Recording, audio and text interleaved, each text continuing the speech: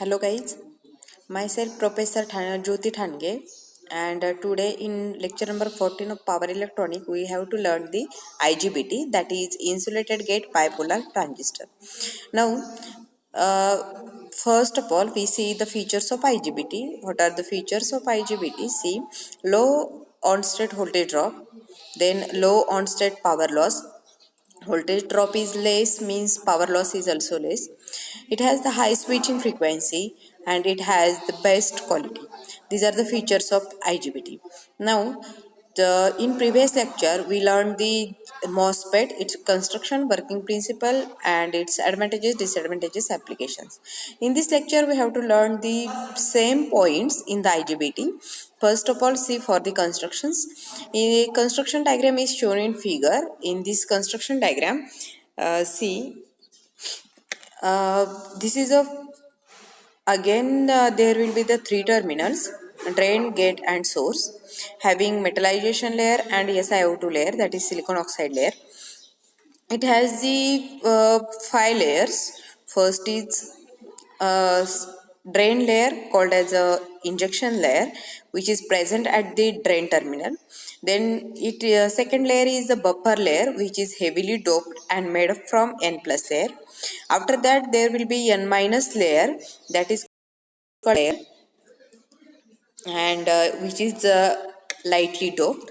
After that P region is there, called as a form the body layer, and after that N plus layer is there and it is called as a source layer, and source terminal is connected to this layer. Now this is the diagram having three junctions, J1, J2 and J3. Now see constructions. It is a vertical oriented structure in order to maximize the area available for the current flow, hence on state loss is very low. Next one is it has the five layered structures having already I told these five layers. These five layers are nothing but source layer, body layer, drift layer, buffer layer and injection layer. Now it has the three junctions: junction J1, junction J2 and junction J3. It has three terminals: drain, gate and source.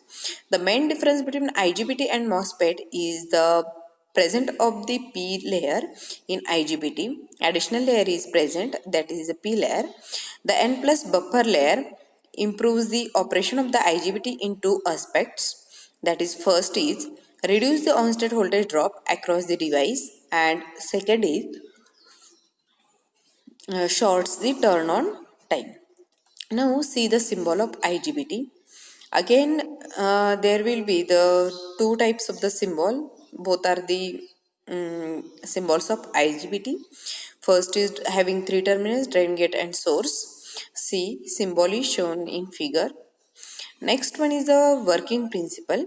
See, the working principle of IGBT basically divided into two part. First is creation of inversion layer and second is the conductivity modulation. Now see the first is the creation of inversion layer. How the inversion layer create? Here I draw the simplified structure having the five layers: P plus N minus P and N plus. These are the uh, five layers. Now what happened? See here, supply is connected between the drain and source. Drain is connected to the positive terminal of the battery with respect to source, and gate is connected to the positive terminal with respect to source. In this way batteries are connected there. Now see what happened. When applied VGS is greater than the VGS threshold, that is the threshold voltage, the N-type layer is created near the N-type layer is created near the SiO2 layer, because there will be the negative ions. And what happen in P region, majority carriers are holes, but P region is connected to the positive of the battery, hence minority carriers present in the P region, that is the electrons, are attracted towards the VGS, that is the positive supply, but due to this SiO2 layer they can't cross the junction and they are accumulated near the junction, or we can say that near the gate terminal. Now, due to this formation of n-type induction layer is formed n plus n minus, which helps to establish the electron to flow the electron current. The main difference between MOSFET and IGBT is no conductivity modulation in the drift layer in the MOSFET, and so that in MOSFET high power loss takes place where in the on-state voltage drop is very low. Now see, at right hand side shown in green color arrow, that is n plus n and n minus n plus. This channel is formed and which is helpful for flowing the current. Now see the conductivity modulation. What happened in the conductivity modulation? Now we can see here, that is the VDS, that is the supply connected between drain and source, and other is the gate and supply connected between gate and source. Now already learned that one inversion layer is formed. Inversion layer because why it is called as the inversion layer? Because in P region majority carriers are holes, but electrons are accumulated near the gate terminal due to the SiO2 layer. Hence, inversion of the P is formed near the SiO2 layer, hence called as the inversion layer. This inversion layer creates the channel. Now, what happens? See here, VDS, that is the positive supply is connected to the drain and negative supply connected to the source. As there will be the positive is connected to the P type and negative source connected to the N type, means your junction J3 is in forward biased. Due to this, current start flowing from drain to source, means we can say that your electrons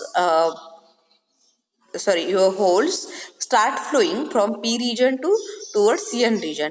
At the same time, your source is connected to the negative, and due to this, what happen? Electrons present in the N plus region are forwarded or are move from N plus N minus region and towards the drain region.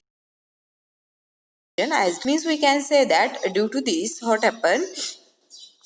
Your uh, holes holes present in P region are move upward direction, in upward direction, and your electrons move in downward direction. Now due to this, what happen? In this way double injection takes place, means your electrons as well as holes both are carriers. Your holes are moved from P region. See here, holes are moved from P plus N minus P N plus and towards source, and your electron move from N plus N minus N plus and P plus. Means we can say that there will be the double injections take place, and it will increase the conductivity and reduce the resistance to its minimum value, and reduce the on-state voltage drop, so that power loss is also low. Hence it is called as a conductivity modulation. This is the basic difference between the MOSFET and IGBT. Now see the types of IGBT. Basically, IGBT divided into two types: non-punch through IGBT and punch through IGBT. Now see here, first is the non-punch through IGBT. That is, N plus layer is absent in non-punch through, and in punch through N plus layer is present. This is the difference. Now same structure I will draw, only here the N plus layer is absent. Now see, P plus N minus P and N plus, these are the structure of IGBT. Here a supply is connected between drain and source. Now what happened? In this structure, N plus layer is absent, only 4 layer is present, 1 layer is absent. Drain is connected to the positive with respect to the source terminal. Junction J1 and junction J3, there are 3 junctions: junction J1, junction J2 and junction J3.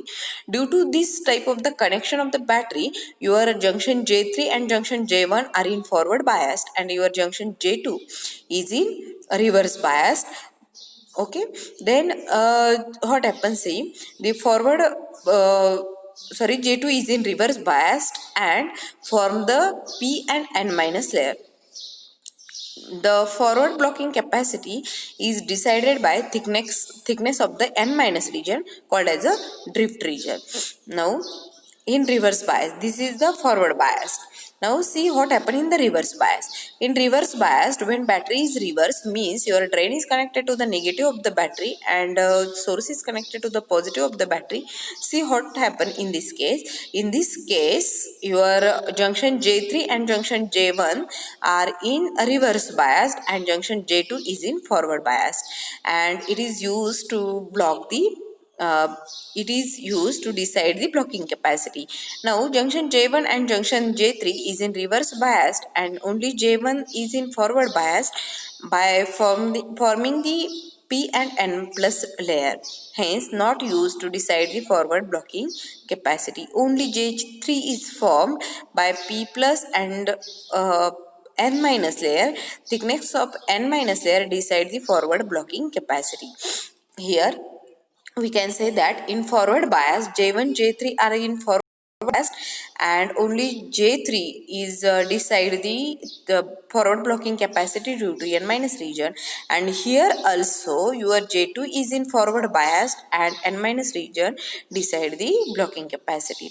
Now it will decide the forward blocking capacity both in forward biased as well as reverse biased, hence called as a symmetrical blocking capacity. It is also called as a symmetrical blocking capacity or non-punch through IGBT. Now second one is the punch through IGBT. Here n plus layer is present, means here total layer present are the 5, n plus p, n minus n plus p plus. Now again see its working principle in two types. First is forward biasing, second is reverse biasing. See in what happened in forward biasing. In forward biasing, your supply is connected with drain terminal is connected to the positive of the battery with respect to source terminal, so that your J3 junction J3 and junction J1 are in forward bias, but see here, and J2 is in reverse bias. Junction J2 decide the forward blocking capacity. As the junction is formed by P and N minus layer, the thickness of N minus layer the forward blocking capacity. Now, in reverse biased, junction J2 is in forward biased and junction J1 and junction J3 are in reverse biased. Junction J1 and J3 decide the forward blocking capacity as junction J1 is present between N plus and P. Junction J3 present between N plus and P plus as a drift layer. Here we can say that N minus layer is absent. Here drift layer is absent, means N minus layer is absent in both the case. For the reverse biased case, it cannot block the high forward blocking capacity because of the N minus layer. It will decide only the forward blocking voltage uh, and does not decide the reverse blocking voltage. Sorry, only decide the reverse blocking voltage and does not decide the forward blocking voltage. Hence, it is called as a asymmetrical blocking capacity. Hence, only in a reverse biased it will decide the blocking capacity, not in the forward bias. Hence, it is a asymmetrical or called as a punch through IGBT. Now, VI characteristics of IGBT. See here, VI characteristics is the graph of voltage between drain and source versus drain current. Hence called as the VI characteristics. Here, VGS is the voltage and it is applied in a such a way that VGS1 is smaller than VGS2 is smaller than VGS3 is smaller than VGS4, means here VGS4 is the maximum. Now see, I already told it is a graph of drain current versus drain to source voltage. The drain current is controlled by the voltage between gate and source, hence it is a voltage control device. Also your MOSFET is also a voltage control device, IGBT is also a voltage control device. This characteristic shows the drain current ID increases with increasing the voltage between gate and source. VGS is positive and VBO, that is the breakover voltage, uh, when voltage VDS is high and drain current ID is high, then avalanche breakdown takes place. Therefore, power dissipation is large and it may damage your device. To avoid this, the voltage should be below the given rating.